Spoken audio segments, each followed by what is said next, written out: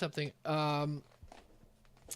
First off, I'm really glad to see how many people are watching. It's pretty gratifying to know that there's actually people that find this even remotely interesting. Uh, Today, what we're going to do is we're going to start and talk about uh, sound films, in particular, the Universal brand that really became the known as the House of Horrors in the 1930s. Um, First, like we said last time at the end of the show, sound was just coming into being, and the very first Universal that had any type of a soundtrack at all at that time was the great director Paul Leny's The Last Warning. And The Last Warning was an interesting film. It was very much in the old dark house style, like say The Cat and the Canary, and it was set in a theater. And the actual plot of the thing was that there was they actually did this kind of movie or play within a movie, I guess, and a character gets murdered, and the next thing you know, it turns out that actually the actor got murdered, and so the play gets shut down. It gets revived years later by the owner who wants to try and make another go out of it. And guess what? Murder happens again. And Paul Leni was a great German director that came over and brought that Germanic style. Take a look at this great shot of the outside of the theater. He made it to look like you can see like it has a face. And I love the way that the architecture of this film looks. You can actually find this thing on YouTube. I'd like to see Universal, maybe package it and put it out on Blu-ray or something. Maybe try and restore it a little bit. Because it has such a great sensibility, and there's not much that exists of Leny's filmography. Most of it's gone. And here's a great shot. It's actually of a comedic moment from the film, but it looks creepy as hell in a still. And what it is this one woman has wandered into a big batch of cobwebs. And it's actually a scene that's meant to be funny. But frankly, if you looked at that's one of the creepiest scenes I've ever seen. But what really started the ball rolling for Universal? Little word about Universal to start. Universal was really, even though it was considered a major, it was kind of one of the minor majors, if that makes any sense. It was much more of a family operation run by Carl Laemmle Sr., and he had founded Universal, I believe, around 1910, and he was kind of an impish little guy, and he pretty much populated the studio staff with mostly family members, nepotism at its finest. But hey, it's his company. He could do what he wanted, right? And the problem that Universal always seemed to have, they always seemed like they were on the verge of bankruptcy, and there needed to be something that could, some genre or some fad that they could latch on to that would pull them out of the hole that they were in. And along came a little play that had been written by John Balderston, adapted from Bram Stoker's novel, and that's Dracula, of course. And this film was very unique in American cinema because up to this point in time, whenever you had any type of a horror type film, it usually always ended up at the conclusion of it being, oh, it was just a joke, or a practical joke being played on someone, or um, it's something maybe cooked up by gangsters to um, frighten people away from a house that had a treasure in it, or something along those lines. This was the first one that really, at least as far as American films, you could use Nosferatu kind of to say that that was one of the first real supernatural ones that wasn't explained away. But for Universal and for America, this was the first one that really had a supernatural element and stuck with it all the way. And it made a star out of its lead actor, Bela Lugosi, who had starred in the stage version. Well, Universal actually did not really want to have him as the star. They wanted an established star. They originally wanted Lon Chaney Sr. Well, he unfortunately died of throat cancer in 1930 before they could start filming. So they tried other actors that they thought might work, like Conrad Veidt from The Cabinet of Dr. Caligari and The Man Who Laughs. They wanted to try Paul Muni. There were Ian Keith was another one, and none of them really seemed to be what they needed. And here was Lugosi, and not only did he have the role down pat, obviously, but also, being a relative newcomer to Hollywood, he had what they wanted the most, which was a low salary. And the thing is it ended up becoming their top grosser of the year, released on Valentine's Day, 1931. And if you ever see a lot of the ads for it, they advertise it as a more of a romantic mystery, like a love that never died or whatever. And I love this shot. This is a great shot with Lugosi and Edward Van Sloan as Professor Van Helsing. And this was the famous scene where he shows Dracula his reflection or lack thereof in the mirror. Van Sloan also was from the stage production as well. And there's when you watch Dracula nowadays, it's become very chic to knock Dracula, because the middle part of the film, when they get to America, tends to slow down a bit.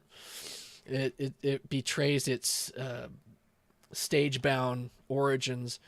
The nice thing is that the first 20 minutes of this film, man, they're so atmospheric. They just literally drip with anticipation, excitement, and atmosphere. And here's a shot of the great Dwight Fry, who plays Renfield. In my opinion, the second most memorable character of the film. He is fantastic. Unfortunately, it kind of was a curse for Dwight Fry, because for the rest of his career, he was kind of expected to play giggling madmen, which is a shame, because he was really a very talented character actor.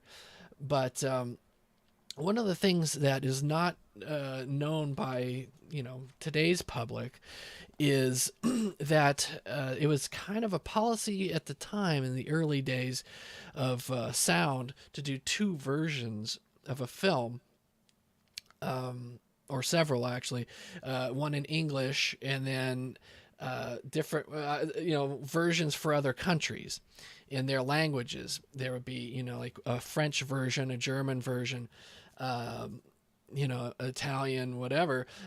When you're doing silent films, all they needed to do was change the inner titles to that language. That made it a lot easier. When you went to sound, all of a sudden, it kind of made it difficult to export these films to foreign-speaking countries. And so a lot of times what they would do is either shoot versions that had all new casts for each country, or they would have the English-speaking actors phonetically speak the language of the country the film was being made for. There's a lot of examples of that with the early Laurel and Hardy sound shorts. There was where you can see them actually today in that one really nice Laurel and Hardy collection that came out a few years ago, where they will do an entire version in phonetic French or an entire version in phonetic German. And it's pretty interesting. Well, what they did at this time was they did a Spanish version of Dracula, and they brought in an all Mexican cast, and they shot on the exact same sets that Todd Browning shot on for the Bela Lugosi version, and they filmed at nighttime. And the thing that's so interesting, if you ever get to see this version, the Spanish version, because it is available with the Dracula DVD and Blu-ray, is that it is vastly more interesting to look at than the American version, which is very interesting because the director decided to use his own setups and his own lighting and his own set dressing. And I got to tell you, it is a superior version. The only real weak link is the actor who plays Dracula, depicted right here. It's Carlos Villarreal, if I pronounced it properly. He's good, but he's not Lugosi, and that's really the big hubbub about that one. As far as if you're going to say, well, what's the one drawback, and that's the drawback, is he's not as good as Lugosi was. He's just not as magnetic. He doesn't have the same presence, but visually the film is just stunning, and you get to see other parts of the castle set that you couldn't see in the Todd Browning version. One of the most interesting things about this one is that the Dracula's brides are much more sexualized than they are in the Todd Browning version. Of course, American cinema was much more how do we say this? Victorian in their way of looking at things sexually. And here's an example that's of something that's very telling about the difference between the American and the Mexican version. Here's Dracula's wives in the American version. As you can see, they're very, very staid, and they almost look kind of like evil nuns. And that's great. I mean, they are creepy. They don't have much of a presence in the film, to be honest. But when you see what they do with the ones in the Mexican version here, they look like wild sexual beings. And here they are right here with their hair down. And as you can see on the far right, the one woman with her teeth bared. And that to me was just a revelation to see that. It was very fascinating. Once again, showing that American culture just seems to be so oppressed with the way they view sexuality, which is a shame, but it is what it is. So another film that came out about that time was The Cat Creeps. And this was a remake of The Cat and the Canary, which I discussed last time, the silent film. And this one, unfortunately, is lost to time. It's one of those films that I had talked about last time, which is, sadly, there's so many films pre-1950 that are missing because of the nitrate stock that was so flammable, and also because, frankly, back then, film was considered pretty disposable.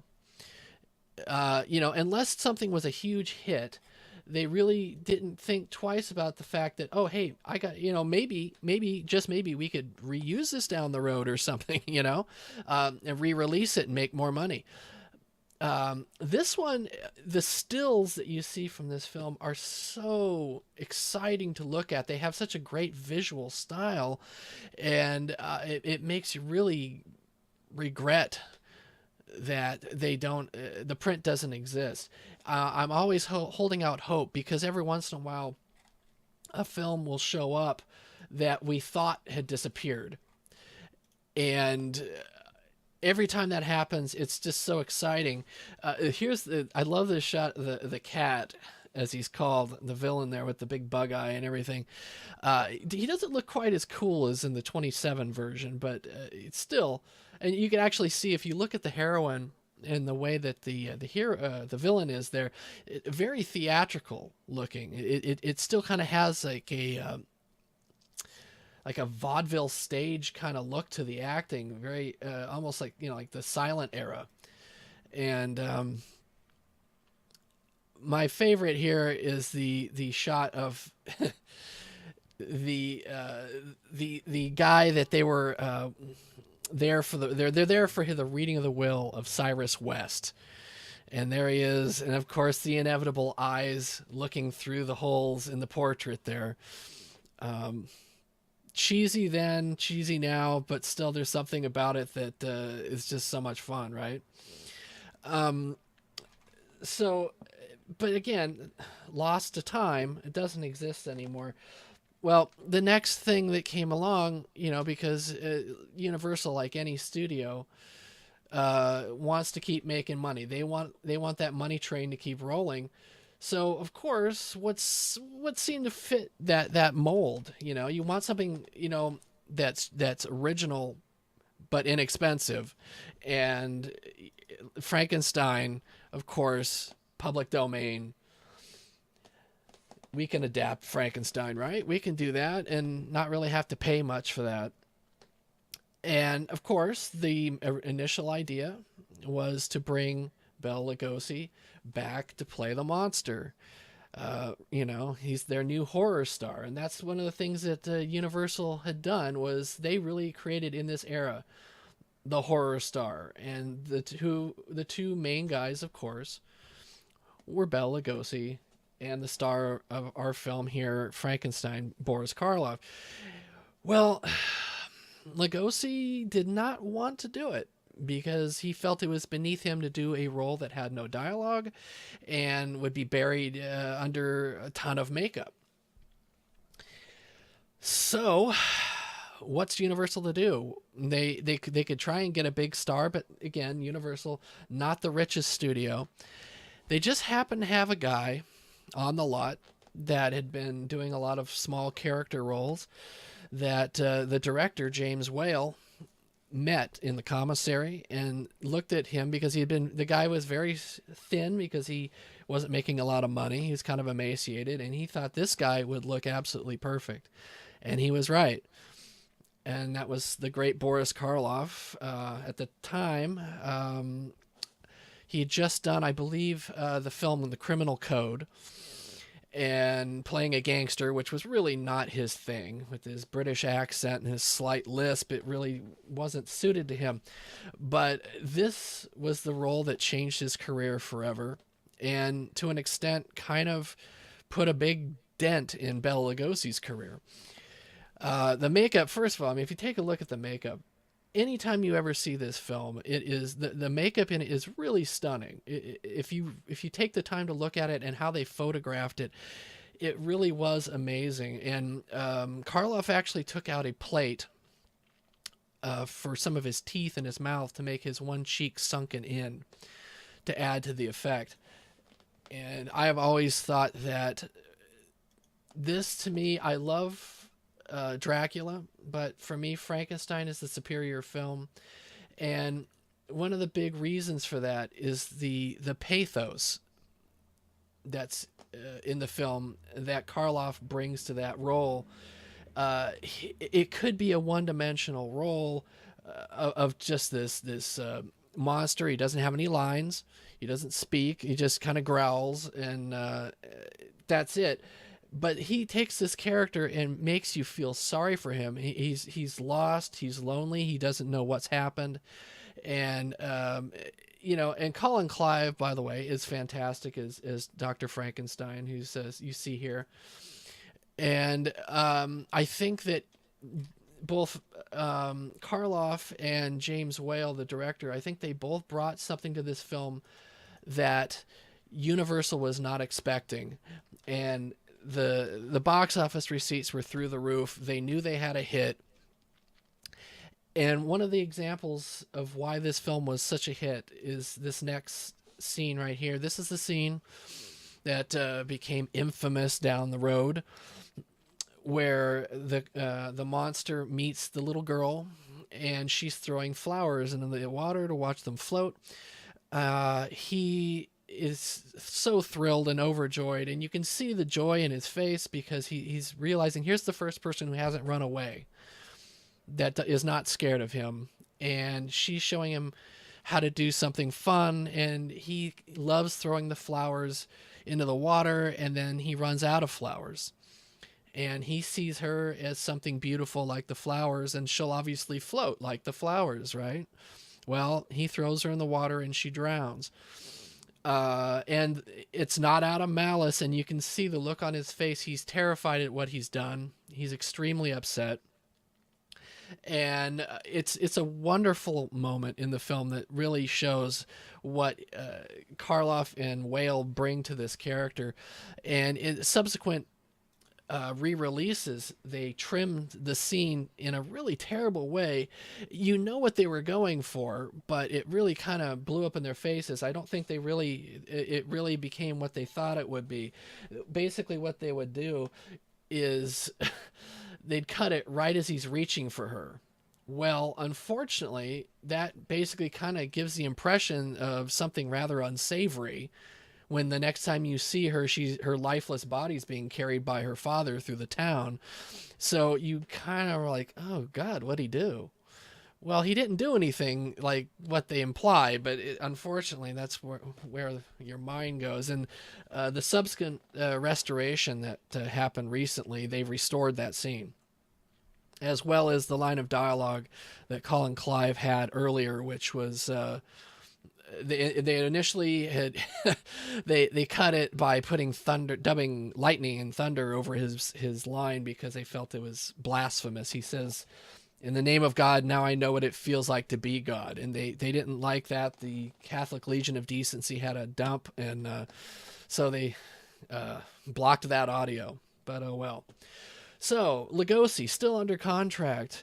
Well, since he had refused to do Frankenstein, what happened? Well, he got put in Murders in the Rue Morgue. And this is a film that has gotten a lot of guff, and it's become one of those films that's it seems like it's okay to slam this and say that it sucks. Well, does it have its problems? Yes, it does. But I think it's one of the more fun films from that era.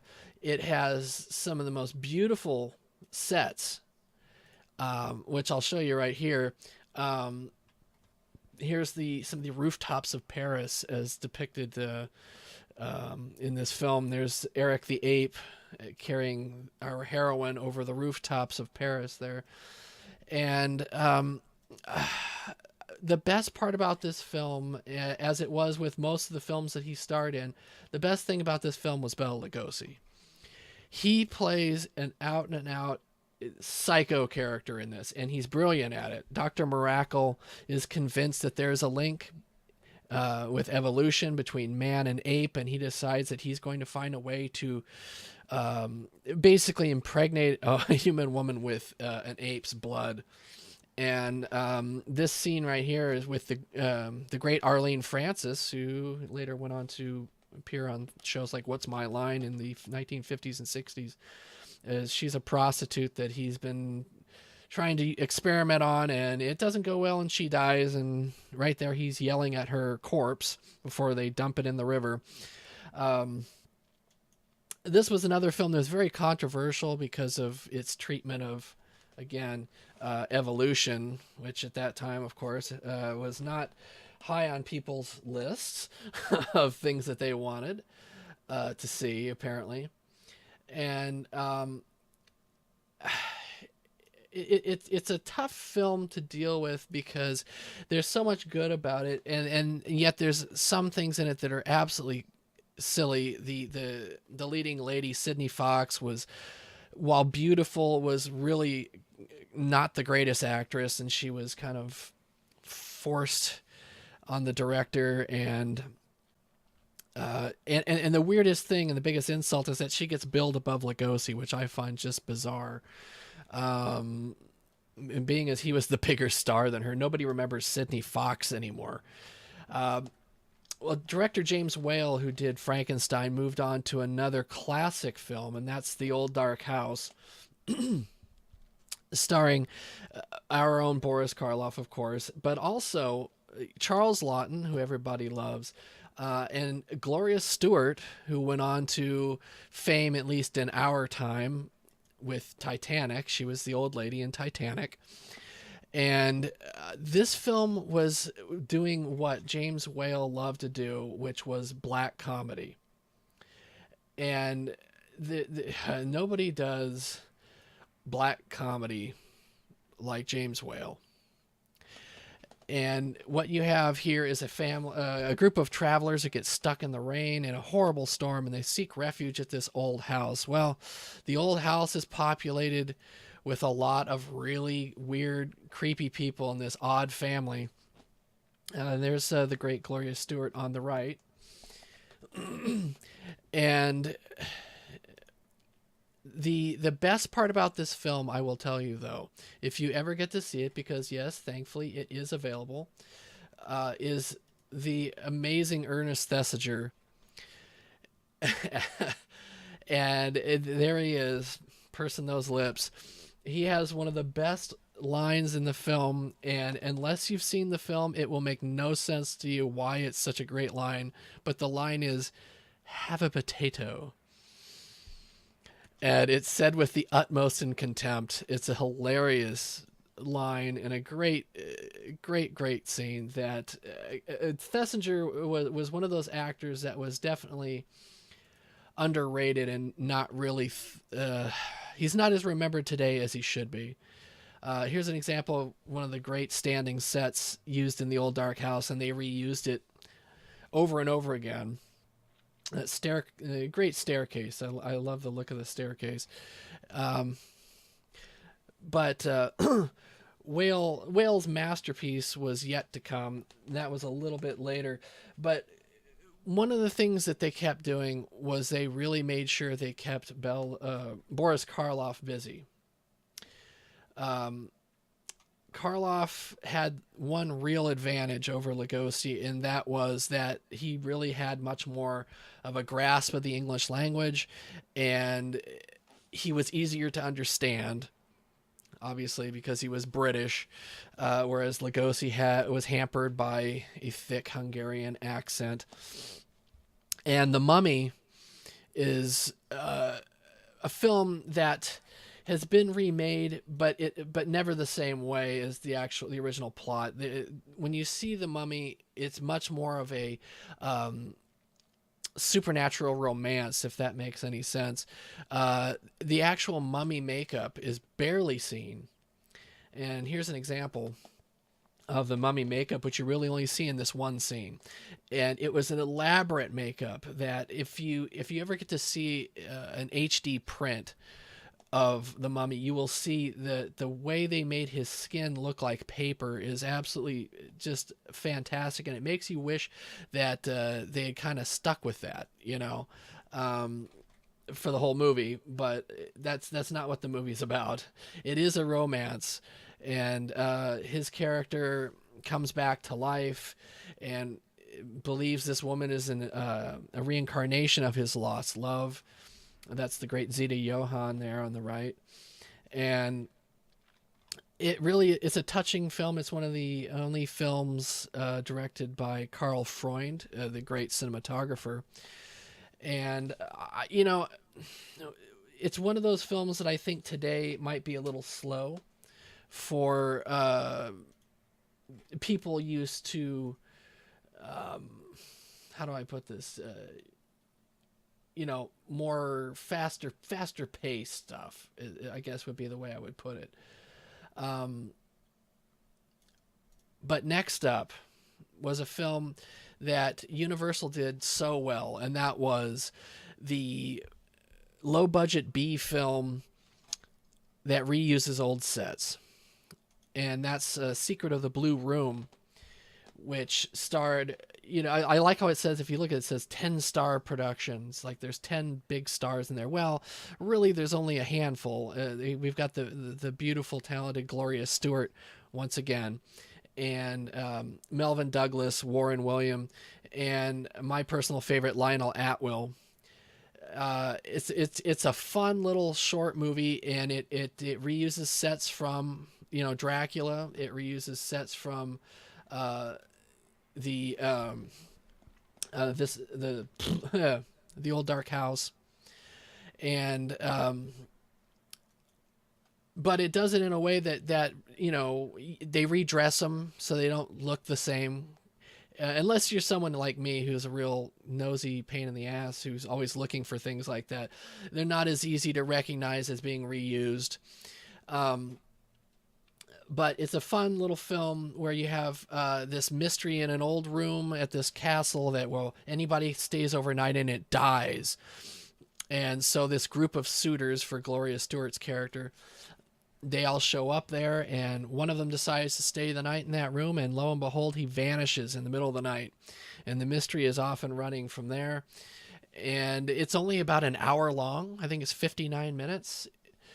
It's it's short, but it moves quickly. And they do such a great job with constantly making things interesting visually with the camera moving. And Lionel Atwill, like I said, an asset that will be revisited later. There's a lot of great things to say about him. And next up, though, for Universal was The Invisible Man. And one of the problems they had with casting The Invisible Man was the fact that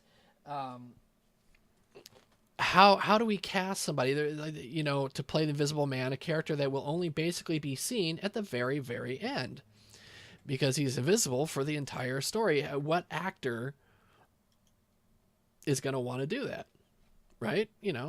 Actors are famously vain and not really people that want to be hidden. They want to be seen.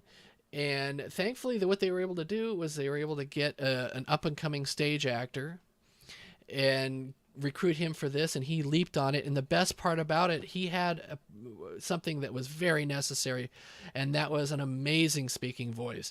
If you've ever heard Claude Rains, very much like a James Mason, he had that certain something in that rich, deep voice that worked really well. And if you ever get to see The Invisible Man, and I recommend that you do, you will see a great performance that's really no holds barred, because he goes absolutely all out. This is, again, directed by the great James Whale. And there's Gloria Stewart again. She was under contract at Universal, so she appeared in a lot of these films. And actually, her career was actually winding down at this point. She got really tired of the fact that she was getting put into a lot of horror films and B films. And, sadly for us, we lost her presence on screen really until, again, Titanic, which, it's a shame because I hate that film so much. But one of the films that came along after this, and we were talking about low budget, and sometimes Universal did them really well, sometimes they'd misfire, and such was the case with The Secret of the Chateau, a deadly boring film that they tried to market as horror. And really what it was kind of a lukewarm mystery that really wasn't that interesting, about a book thief, an international book thief, and the mystery is trying to figure out who of these people is the international art thief. Well, who really cares? Because It really wasn't that interesting. But after that, we got to see the great Claude Rains once again, and actually, physically see him in a film called The Man Who Reclaimed His Head, also co-starring Lionel Atwill. And this was an interesting film because it was less a horror film and more of a drama that had a horrific element to it. And he was basically a character who was completely discredited by an unscrupulous boss, and he decides to take his revenge in a way that I think you can figure out from the title. This was actually later remade in the Inner Sanctum series with Lon Chaney Jr. As Strange Confession. It's interesting because Claude Rains is one of those actors that you don't really associate with horror as much as some other actors, but when he was called on to do it, he really did a good job.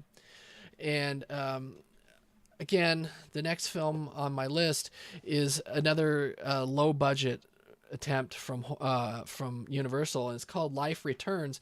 And in actuality, it was a film that they purchased. It was an independent film that they purchased, and it really incredibly boring film. And it was one that focused on this one real life doctor that had brought a dog back to life with electricity, and they actually used that real footage in the film. But as a story, not really that interesting. You'd think bringing someone back to life would be interesting. Not really. But, again, it just goes to show Universal at this time was really, really looking to cash in on horror in any way that they could, regardless of the subject matter. They would try and bend it or at least advertise it in a way that would get that horror crowd in. And that's the case with our next film, and that's The Mystery of Edwin Drood, which starred, again, Claude Rains. And this is an adaptation of the Charles Dickens unfinished novel. And like several other authors that have tried, this attempted to finish the mystery and tell you the solution. Really, actually, not a bad film, but really kind of a cheat to tell you that it's a a horror film, because it's really not. It's much more of a costume drama, and costume drama that's got some horror elements, because let's face it, Dickens was not a horror author. He had some horrific elements, say in A Christmas Carol, especially with the Ghost of Christmas Future and Jacob Marley, etc. And those were, interesting, kind of tense moments, but he's not what we would consider a horror author. So, but again, this is the example of Universal doing everything they can to milk that horror bandwagon. But what was about to happen was the biggest film and the masterpiece that James Whale is really known for. And it's their first real sequel. And it's interesting that it took them 4 years to come to it, but it was worth the wait. And that's The Bride of Frankenstein, which brings back Karloff and Colin Clive and introduces Elsa Lanchester as the bride. And the best part about it, though, much like with The Old Dark House, was Ernest Thesiger. He plays a fantastic character, Dr. Pretorius, and there he is. And he brings so much humor and menace to this role. A very prissy, almost effeminate character, but he's such a joy to watch in every scene. And to be able to steal a scene from Colin Clive is no mean feat, because Clive was a very nervous actor, and you can see the nervous energy that he projects all through this film. And I just absolutely love watching him in this. And it's a shame that he didn't get to do more Hollywood horror. And there's Elsa Lanchester in the bride makeup. And this, of course, was also the first time that they made the mistake of not of referring to the monster as Frankenstein instead of the doctor as Frankenstein, which has always been a big pet peeve. But what are you going to do, right? But they bring the monster back. They literally start it from where it ended in the previous film, and it follows the logical progression and really adds depth and pathos to the character. You already knew that Karloff could pull these kind of things off, and they went all out with it, and I think they did an amazing job. The scene that is most famous to people who haven't even seen the film is the scene with him and the blind beggar, because they spoofed it in Young Frankenstein with Gene Hackman as the blind hermit. And when you see that scene in this film, it will absolutely bring you to tears. It's an incredibly sad, moving scene where the monster finally finds a friend, and they share food together, they share drink, he teaches him how to speak rudimentally, and he does prayer over him as he's sleeping. It's a really amazing scene, and I love it, and it's one of the reasons why this film is so great. And what's the next monster that they haven't touched? Well, the werewolf, of course. They haven't had a werewolf yet. Well, Universal solved that with Werewolf of London, starring Henry Hull and Warner Oland, who, of course, at this time was playing Charlie Chan in a long-running series. And you can see him right there on the poster, actually, in a fight to the death with the Wolfman of the film. It's interesting. So many people have criticized the makeup for Henry Hull. And I personally love the makeup. It's minimalist, but it still works. It's a very creepy, menacing makeup. There's a great close-up of him with fangs bared approaching the camera that I think is really fantastic. And it's just a shame that we didn't get to see, more of that character, because why not? They brought back every other character. But apparently it wasn't as big a hit as it could have been, and it's a shame, because really a great film in my opinion. I really liked it a lot. But what would be the best thing you could do when you've got two horror stars on your roster? Well, why don't you combine them in one film? And they did in The Black Cat. Ostensibly an adaptation of Edgar Allan Poe short story, but really retains not much of any element of that.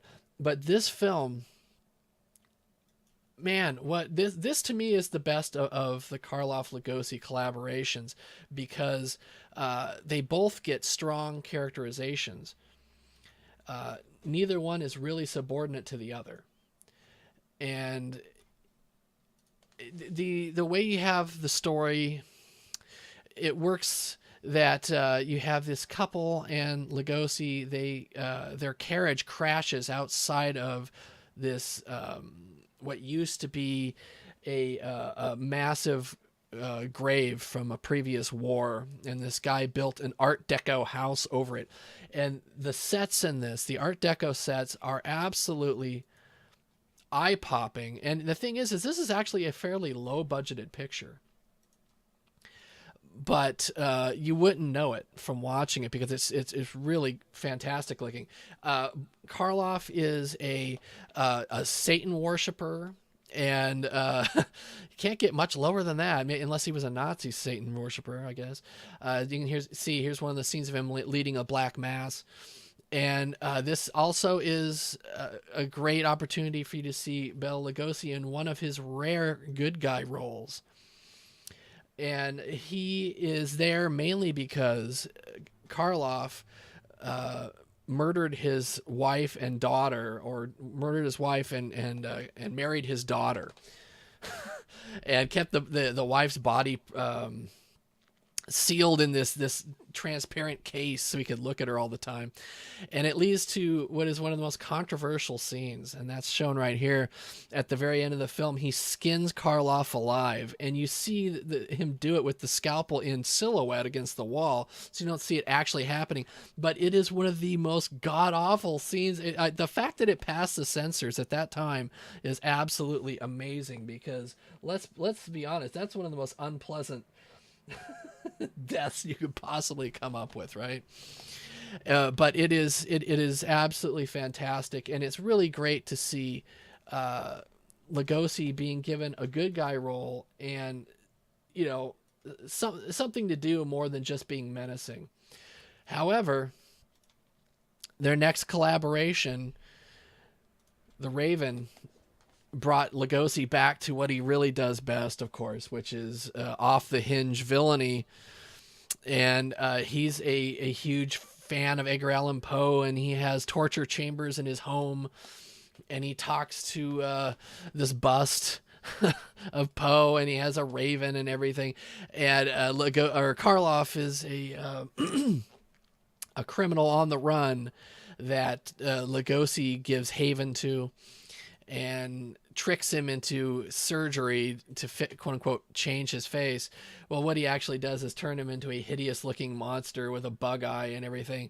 And it's really a lot. It's a lot of fun. It's much more paced like a serial than a horror film. And again, anytime you get these two guys together, it was always a fun time.